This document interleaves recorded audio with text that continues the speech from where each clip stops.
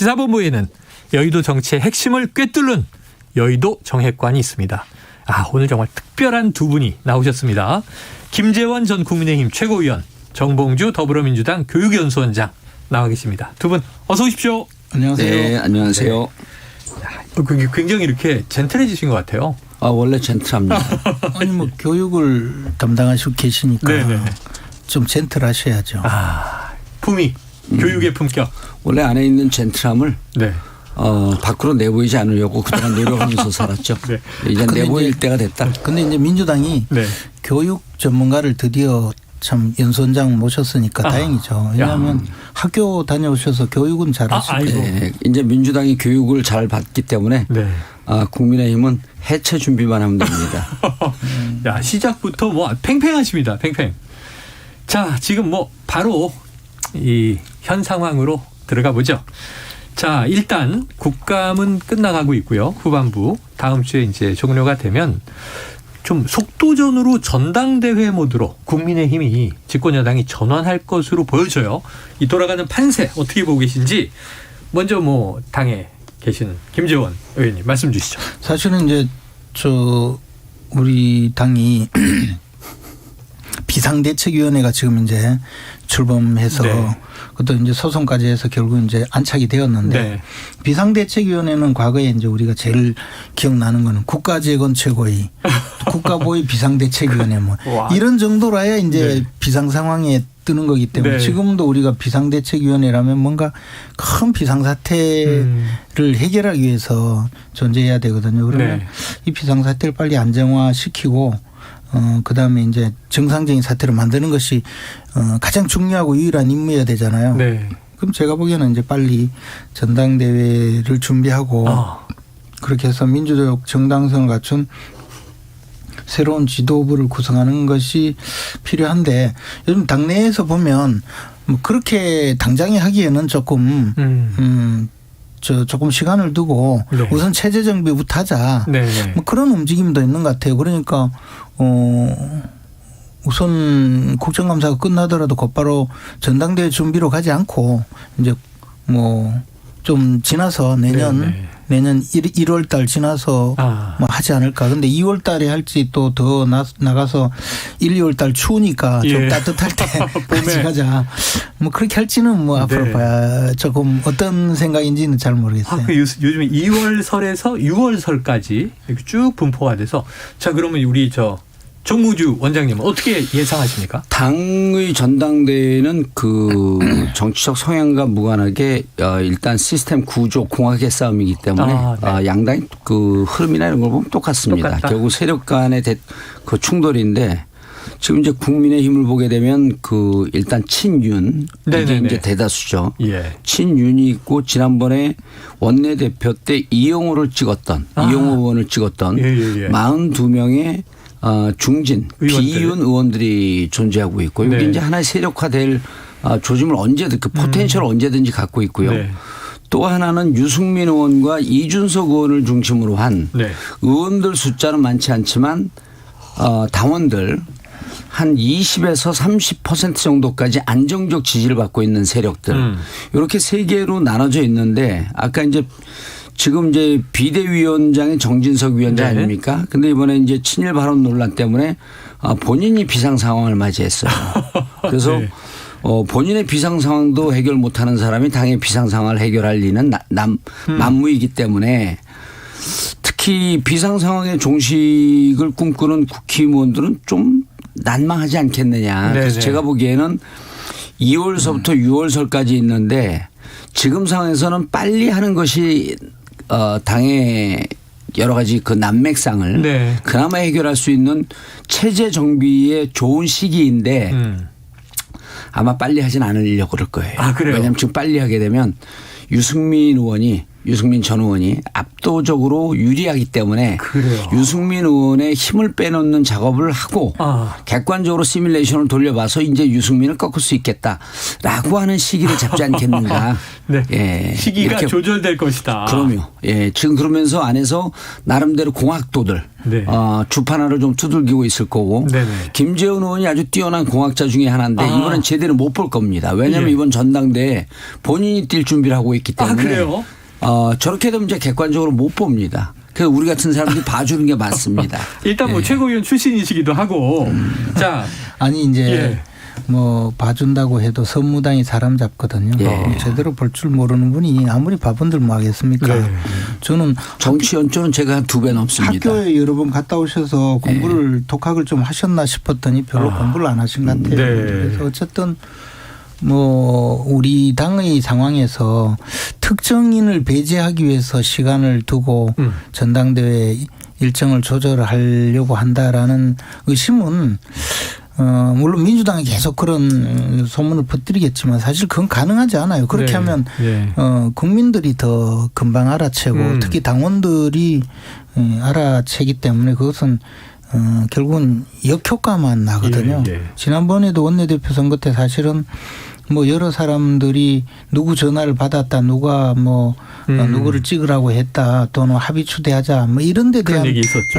반발심이 사실 땡 이러는 거 보니까 전 조국 노래자랑 땡 아니 치신 얘기 줄 알았어요. 그만하라고 예. 그런 것 같았어요. 그러신 것 같습니다. 뭐 하여튼 제가 보기에는 그런 것은 별로 효과적이지 못해요. 그래서 아직도 그게 맞다고 생각하는 거 보니까 학교를 한번 좀 갔다 오셔서 좀 공부를 하시는 게 좋을 것 같아요. 국힘 현재 그 전당대회 컷오프는 5대 5고요. 당원 비율하고 국민 여론조사 5대 네네네. 5고 당대표는 7대 3으로 알고 맞습니다. 있는데 요 구도대로 가게 되면 그리고 이제 전제가 이준석 대표가 네. 유승민 그 전 의원에게 완전 힘을 싣고 네.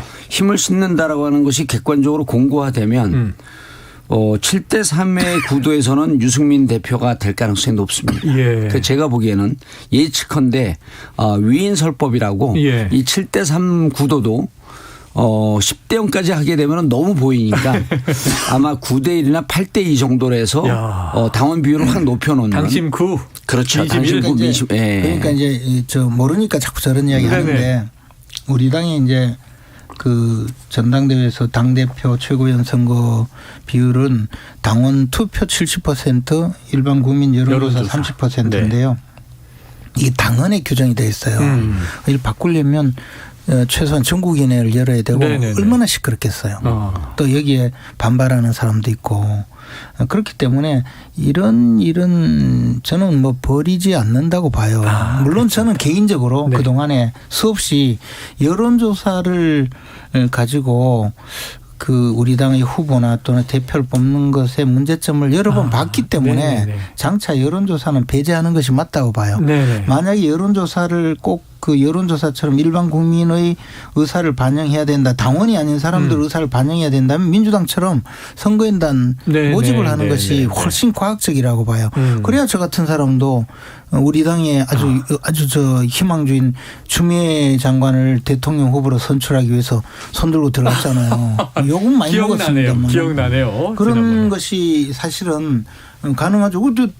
그렇게 일반 국민 의사를 반영하겠다면서 욕하는 사람은 뭔지 모르겠어요. 그럼 민주당은 참 좀 비합리적인 분들이 근데 어쨌든 지금 살짝 물타기를 하셨는데요, 김 의원님. 어쨌든 뭐냐면 여론조사 30%를 뭐 바꾸는 시도는 별로 성공하지 못할 거다. 예, 없을 것이다. 예, 그리고 그것은 말씀하신 대로 특정인을 뭐 불이익을 주기 위한 것이다라고 오해를 받을 가능성이 있거든요. 그러면 더 문제가 나빠져요. 그리고 또 하나는 원래 이 당내 경선 있잖아요. 그중에서 이제 당대표를 선출하기 위한 선거는 지난번에도 여론조사 당시에 우리 국민의힘 지지자와 지지정당 없다고 답한 사람들로만 산정을 했어요. 네네.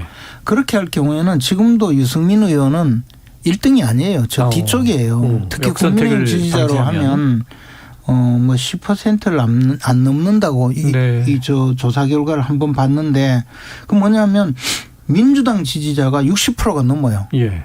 그러니까 유승민을 지지한다고 했는 사람 전체 민주당 지지자가 60% 이상이 유승민 전 의원을 지지하고 국민의힘 지지자는 10%가 안 돼요. 그러면 어떻게 1등을 할 수 있나요? 그건 어떤 조사일까요? 여론조사 공개된 것 중에. 그런데 이제 그 지금 광주 방송에서 매주마다 우리 당에 대해서 정말 애정을 가졌는지 아니면 다른 의도가 있는지 몰라도 네네. 광주 방송에서 국민의힘 대표 경선을 위한 여론조사를 하고 있거든요. 그런데 거기에는 이제 정당 지지를 안 물어요. 네. 그걸 물으면 중앙선관위 여론조사심의위원회에 등록을 하고 심사를 받아야 되거든요.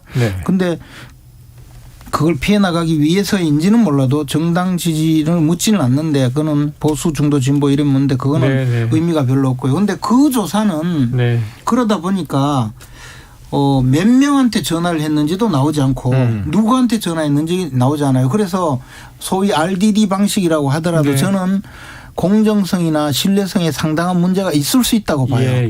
그런 조사를 가지고 광주방송에서 계속 발표를 하고 있는데 그 조사도 로데이터가 밝혀지면 상당히 상당히 좀 다른 결과가 나올 수 있다고 알겠습니다. 보죠. 신뢰가 없어요. 김재현 의원님이 그 상당히 이제 길게 얘기하고 이제 초점이 많이 흐트러졌는데 제가 듣고 이제 정리해 보면 이런 것 같아요. 당원인을 개정해야 되기 때문에 7대 3은 바꾸기가 좀 어렵고 특정인을 배제하기 위해서 당원 개정하는 게 그렇게 쉬운 일이겠냐. 이게 이제 첫 번째 추정 같고 두 번째 유승민 의원은 지금도 국힘 지지자들만 하게 되면 될 가능성이 없다. 이렇게 그 말씀을 하신 것 같은데 이건 지나가던 개도 없습니다. 왜 그러냐면요. 이번에 당원 개정을 하기 위해서 전국위원회를 2번이나 소집을 했거든요. 그 이유는 딱 하나입니다. 이준석 찍어내기입니다. 한 사람 또 대표로 찍어내기 위해서 전국위원회를 2번씩이나 소집하고 법원의 결정까지도 무시하면서 전국위원회를 소집했기 때문에 국힘 당원은요, 국민들이 보거나 혹은 당원들이 보기에 저건 나이롱 당원이에요. 마음에 들면 윤석열 대통령이 마음만 먹으면 언제든지 저건 바꿀 수 있다라고 하는 인식이 박혀 있다라고 하는 것 때문에 당원 개정은 염체체면 불구하고 바꿀 것이다. 이런 점이 하나고요. 그다음에 유승민 의원이 지금 상황에서도 되게 어렵다. 저는 될 가능성이 높다고 봅니다. 왜냐하면요. 일단 그 이준석 대표와 윤석열 대통령께서 싸우는 모습이 국민들에게 많은 기쁨을 줬습니다.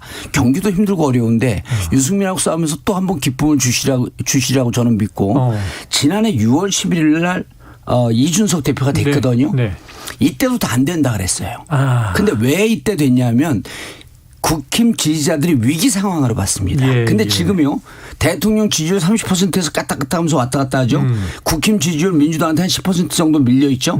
이러기 때문에 국힘 내부에서 이 친윤 일색으로 갔다가 당이 망하고 우리가 위기 상황이 올 것이다라고 하는 것 때문에 당원들은 국회의원들보다 현명하고 똑똑하거든요. 지난해 6월 11일 날 이준석을 선택한 것만큼 지금 제일 국힘 중에서 중도층이나 국힘의 합리적인 보수 그러니까 극우 아스팔트 태극기 부대 말고 합리적인 분들은 유승민 의원이 가장 이치에 맞고 이성적인 얘기를 한다고 얘기하고 있어요. 뭐냐면 대통령이 뭐 잘못했을 때 정진석이 친일 발언했을 때 그걸 지적하고 비판하는 사람이 유일하거든요. 그렇기 때문에 제가 보기에는 국힘에 보수가 살아있고 양심적이고 합리적인 생각을 하는 사람들이 버젓이 여전히 존재하고 있다면 전제입니다. 만약 유승민 후보가 안 되면 국힘은 끝나는 겁니다. 이제 망하는 정당으로 가는 거거든요. 그래서 제가 보기에는 그나마 민주당은 한판 제대로 붙으려면 유승민 대표 뽑아놓고 보수를 좀 살려서 극우 말고 한번 제대로 붙어보자. 차기 당권 놓고 두 분의 의견이 완전히 갈리시네요. 그게 이제 우리 정봉주 의원님이 우리 국민의힘이 잘 되기를 바라서 저런 이야기를 하겠습니까? 어떻게든 좀 틈을 벌려서 혼란을 야기하고 그렇게 해서 지금 곧 까막소에 가야 될지도 모르는 당대표가 있는 당에서 그 얘기 왜 안 나오나 기다리고 있었습니다. 까막소를 가더라도 옥중 결제를 할 수 있도록 당헌 당규를 3세판을 거쳐서 개정하시고 그러시고도 또 우리 당에서는 이제 그 비상 상황은 최고위원 선출직 3명 이상 되면 비상 상황이라 규정인데 민주당은 앞서서 네. 전원 다 사퇴해야 비상 상황이 되도록 만들었어요. 국힘 얘기를 계속 하시죠. 그러니까 민주당은 뭐냐면 이 대표님께서 불의의 사고로 업무를 수행하지 못해서 비대위로 가려고 하더라도 최고위원 중에 한 명만 바닥바닥 우기면서 네. 못 간다고 하면 비상 상황도 안 되게 만들었어요. 예. 그만큼 당헌 당규를 개정하신 당에서 어떻게든 우리 당이 망해야 되는데 어떻게 하면 망할 수 있을까? 네. 이길 자신은 없으니까 저렇게 이제 역정보를 흘리셔서 우리 당이 잘못되기를 원하는 것 아닌가. 저는 네. 그런 생각이 드네요. 알겠습니다. 여기서 한번 정리를 하고 끊고 아까 뭐 여론조사 이게 지금 국민의힘 차기 당권 주자 지지율이에요. 예. 그래서 말씀을 드리겠습니다. KBC 광주방송과 UPI 뉴스가 아니 그래 1위해서 광주방송이 네네. 뭔 이유로 저렇게 중앙선관위에 등록돼 안 돼 있는 그런 여론조사 회사를 시켜서 넥스트 위크 리서치. 저런 여론조사를 하고 있을까요? 네. 세상을 좀 넓게 보세요. 광주 방송이 대구 방송 인수해 갖고 영역을 확장할 준비를 하고 있을지 어떻게 합니까? 또 하나는요. 시야를 좀 넓게 보세요. 아니 중앙선관위에 예. 등록된 요건이 네. 되어 있는 여론조사 회사 93개나 있어요. 그중에는요. 김어준 꽃 여론조사도 있어요. 그런데 좀 해보시지.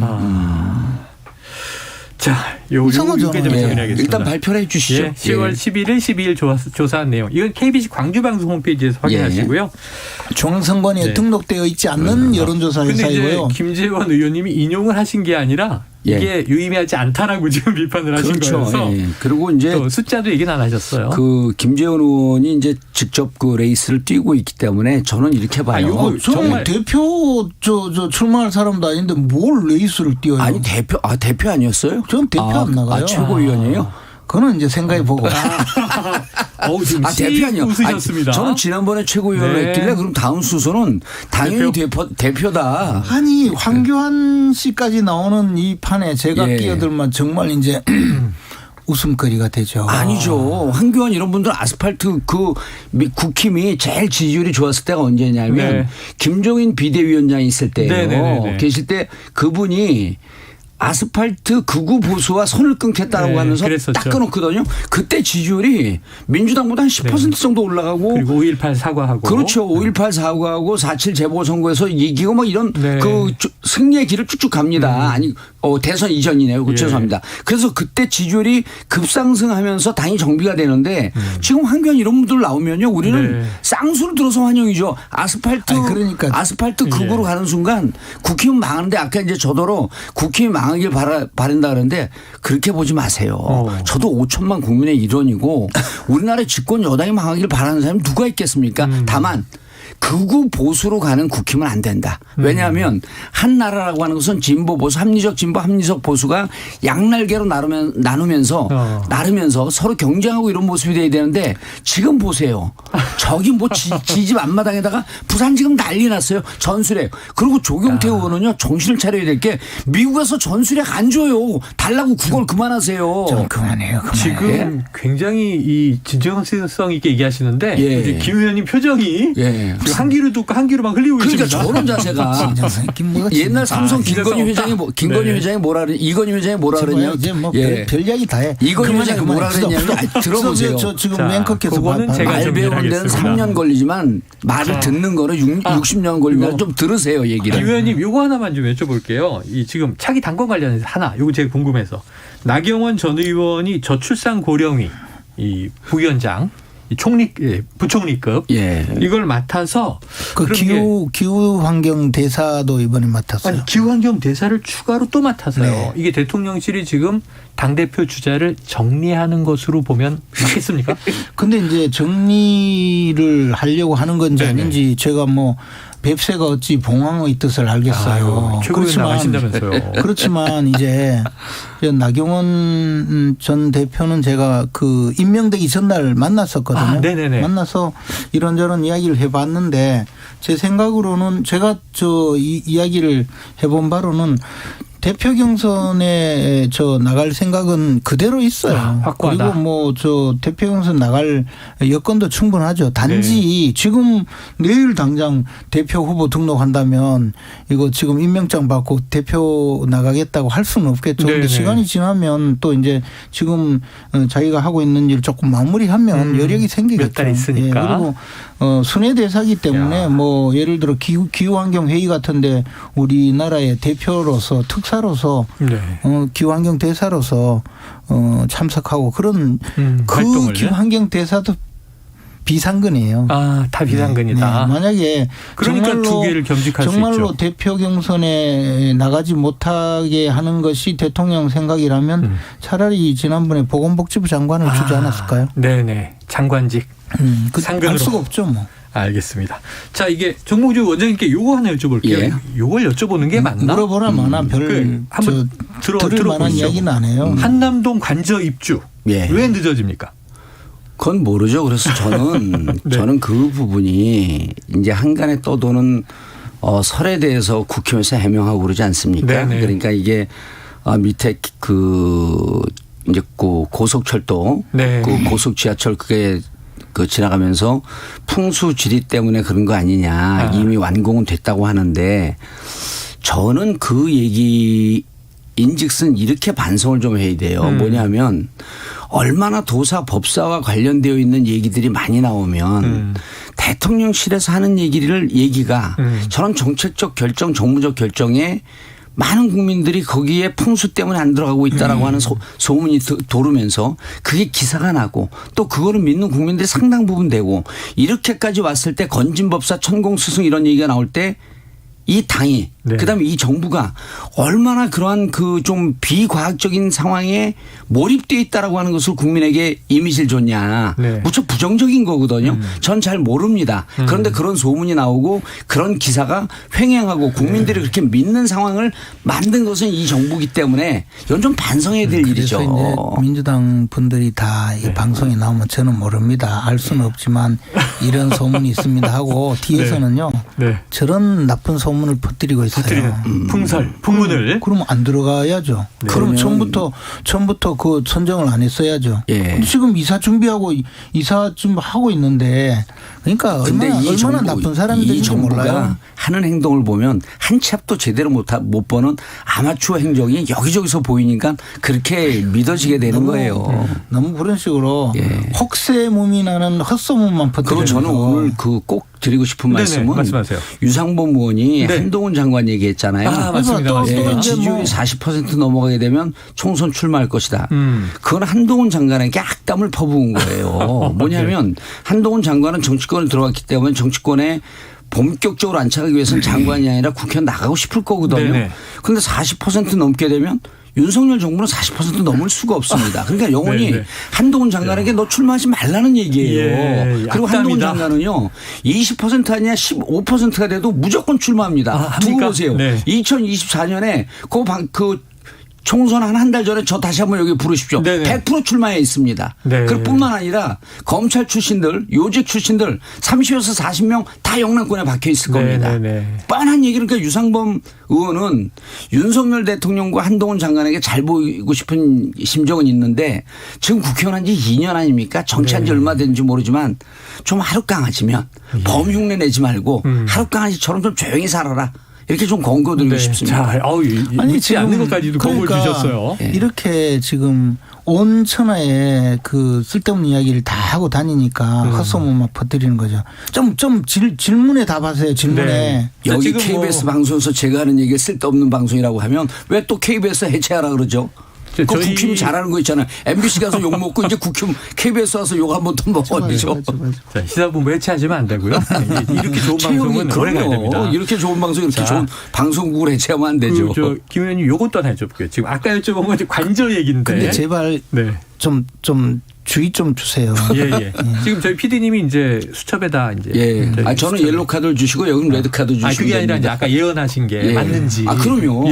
제가 그러니까 그만 계속 쓸데없는 이야기만 자꾸. 2024년 원래 쓸데없는 사람 이제 1분여 남았습니다.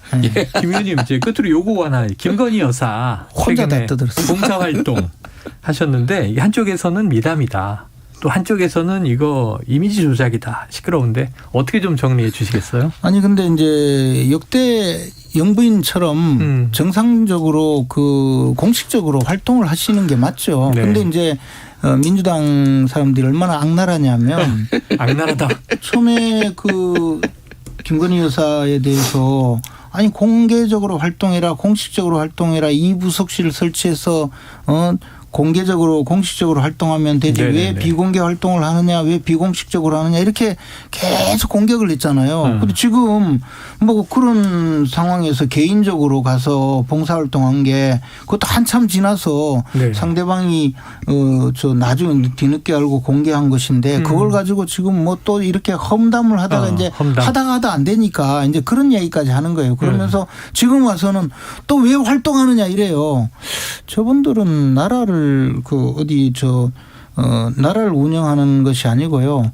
꼭 어디 이 못된 그 헛소문 퍼뜨리는 그런 주장만 맨날 해서 그런지 이제는 모든 것을 다 그렇게 봐요. 예. 이게 대통령 영부인이 과거에 활동했듯이 지금 그 김건희 여사도 여러 가지 면에서 정면 대응을 하고 공개적으로 공식적으로 활동하는 것이 맞다고 봐요. 그리고 네. 그 점에 대해서 민주당 의원들이 자꾸 저런 식으로 공격하는 것도 궁극적으로는 국민들한테 다 평가를 받겠죠. 저도 한 말씀 드려도 네, 될까요? 짧게 한 말씀. 아니요. 한 말씀 할 필요 없는 게요. 지금까지 말씀 많이 했거든요. 네, 그리고 안나의 집에 왔는데 안나의 집입니다. 연락도 하지 않고 느닷없이 왔는데 돌려보낼 수가 없잖아요. 네네. 그리고 신부님께서 안수기도를 하는데 그렇죠. 신부님께서 자기는 사진 찍은 적이 없는데 그 사진이 나갔다. 근데 저는 이게 무척 위험한 행동을 한 게요. 성경 말씀이 왼손이 하는 일을 오른손이 모르게 하라 그랬잖아요. 네. 근데 여기는요.